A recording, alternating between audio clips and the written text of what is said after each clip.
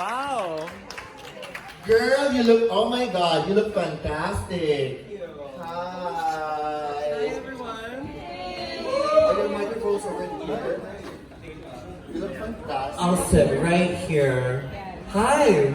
Girl, I'm sitting here next to you being this close.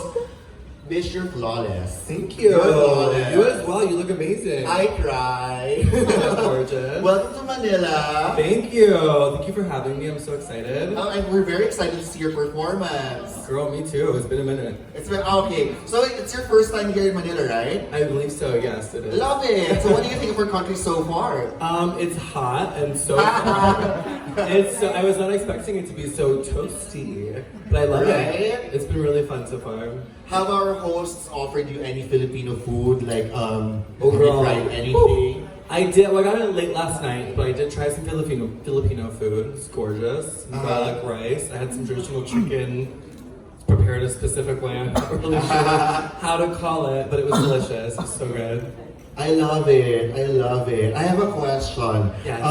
How much luggage did you bring to this trip? 3 giant suitcases. Yes. Including the wigs. Where do you store the wigs? They are in one of the I have 3 giant suitcases, and I have an aerial bag, and then I have a carry-on. It's a couple. They're packed away nicely. I'm so excited to see your show. I just want to ask, how many costume changes are we doing tonight? I think it's 4 costume changes. Yes. Oh my God, I'm excited to see that. Me as well. Anyway, I think our friends from the press has some questions from Scout Magazine. Yeah, Of course. Hi. Hi. Okay, so our questions are a little. Here you go, sweetheart. Thank you so much. Hi, I'm Giselle from Scout. Hi. We are in Youth Magazine. And first of all, thank you so much for coming, like, since it's your first time here. So, sorry, we just love you. No, Yeah. I love you guys. Thank you. We're shaking. Okay. So, a little bit heavy, this question, but Okay. so what made you choose to come to Manila, which is a predominantly conservative country? Like, what made you want to bring such an openly risque show to some place like here? Well, I think that's probably the best place to bring it, right? I mean, I think that probably makes the most impact bringing it to places unexpected. I myself come from a very traditional background, very conservative. I'm from the Bible Belt in the States, Georgia, which is like super religious. And so I've had to kind of do this my whole life and kind of combat stereotypes or stigmas or prejudice or whatever it may be. So I think this is like the most, I mean, I feel home being subversive and being a bit punk is kind of like how I got my start. So it feels natural to me. That's so cool. Speaking of subversiveness, so we actually think it's pretty brilliant that you're able to use corsets, which historically is like kind of a restrictive type of item. Oh, yes. And then you're using it for something so empowering, like your shows and your art. And we just want to ask, like, what are the ways that a corset empowers you and secondhand your fans? Well, for me, it kind of reminds me to be present, and it's kind of like it almost feels like a hug. So it helps with my posture, it helps me be present, it reminds me to be, presenting my best self, which is really what glamour is about. So it all kind of is intertwined like that for me. And it is, for me, it gives me confidence. It really like transforms me into something that I'm kind of greater and more impactful than I usually am. And I think it traditionally has always done that for people, and I think it can for fans or viewers. And I love corsets, but I love taking them off even more. So it's just a very beautiful piece for me, and if my fans can appreciate it, either by looking at me wearing them or by wearing them themselves, and that's amazing. That's cool. Can I ask like one more Go question? ahead. Sorry. You're good. Go ahead. Yeah. So I know that you toured with Dita Von Teese in the Yes. past. Yeah. So we just want to ask, what's the most memorable lesson you learned from her? And maybe I don't know if she learned something from you too, if you know it. What have I learned from Dita? I mean, she's such a businesswoman. I think I learned how to kind of take my business a bit more serious, and to kind of preface myself as a business person. I kind of was raised on the artistry of it, and that's kind of what interests me in performance and in drag. When you get to a certain level, you really have to start taking yourself more seriously and kind of treating your work more seriously, and I think Dita is like a really, really good example of that. And so I've learned a lot about show business from her.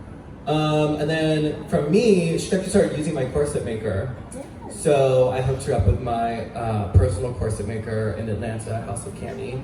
So I don't know if that's learning anything for me, but she definitely has we both have a mutual appreciation for our love of costuming. So we definitely kind of share that together.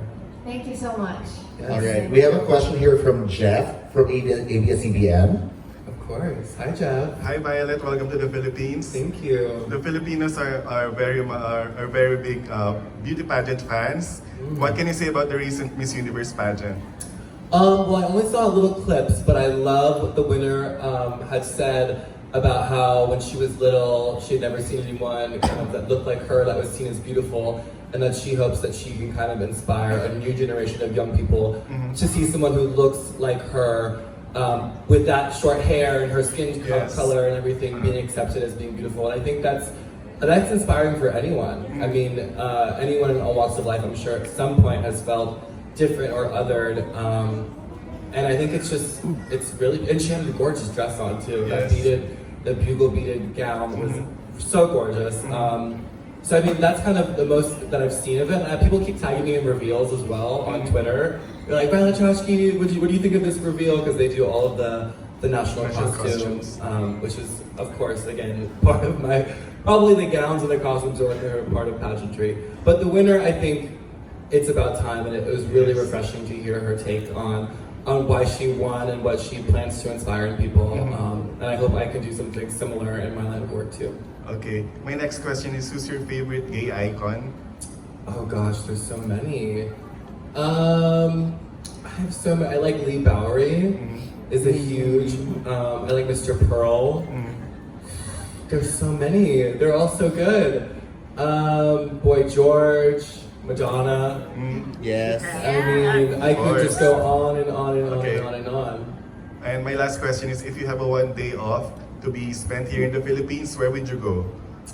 I want to get into the more traditional Filipino culture. Like, I want to see maybe some historic landmarks. I don't know if there's some sort of theater show. Like, I love going to other places and seeing performances and seeing theater and seeing kind of what traditional performance would look like. So I don't know where that would be. But that's whenever I travel, that's what I really like to kind of look at, is see how other cultures kind of do performance and do theater and what production is like in different places. Thank you very much. Yes, thank you. All right, I think we have questions here from our friends. Your drag race win. Ooh, okay, well my drag has definitely gotten much better since I won Drag Race. I think watching yourself on TV, you kind of understand your body and your face and what works and what doesn't a lot better. So I think I've definitely become way more self-aware. I definitely have more budget to kind of make my vision a reality. And then drag in general, I feel like it's gotten worse. Right? I mean, you have to have the yin and the yang. I feel like a lot of drag queens are kind of self-referencing and copying each other a lot, and so it becomes sort of like a bit incestuous. Like it all starts to feel the same. You know, everyone's like doing a reveal, doing drop drops. I don't know what the girls are doing tonight. We'll have to see. But I really appreciate drag queens that kind of stand out and stick to their own and kind of walk their own path and march to the beat of their own drum. So, and I feel like it's more and more rare to see that happening, especially in modern drag. So that's what I look for when I'm looking at another queen. From Gaultier to Moschino, you're always serving looks like on the runway. I think I'm definitely a Mugler woman. Strong, confident, fierce, angry are the qualities that I really look up to in women. And I think Terry Mugler did a really good job of sort of portraying that through his designs. Gaultier, I think going against the traditional fashion system and only showing couture now.